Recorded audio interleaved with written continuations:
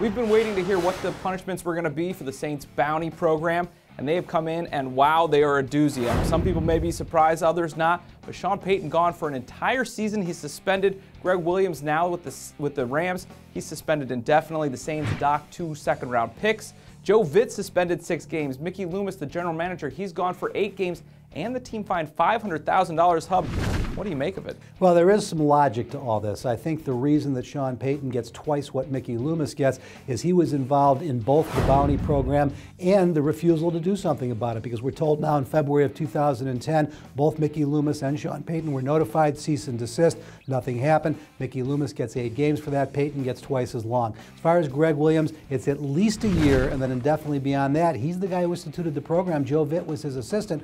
What I don't understand is the league has said clearly they don't believe that Tom Benson was involved in any way, that he had any knowledge of this program. So why are the Saints getting hit for $500,000 and 2 second-round picks? I think it's an NCAA term. It's lack of institutional control. He is saying to all 32 teams, if this happens, we're going to nail you. It just can't happen. If everything stays the way the same, there could be appeals, but assuming that these are the punishments, with Payton, their head coach, gone for an entire year, all these other guys, Joe Vitt was a possible replacement for him. He's gone for 6 games. What do the Saints do this year? Pete Carmichael was calling plays almost all year last year after Sean Payton suffered the knee injury. So the offense figures to be okay. Steve Spagnuolo, the new defensive coordinator, is a former head coach. Do they go outside? Do they bring in a Brian Billick as an interim head coach? I think with Spagnuolo's head coaching experience, you're not likely to do that. But because Spagnuolo is new to the team, doesn't even know all the players, Pete Carmichael is probably the guy you want to keep an eye on. And players still have punishment coming. We don't know what those are going to be. They said those will come later. They're meeting with the NFLPA to discuss what the punishments will be. Do the Saints have a chance this season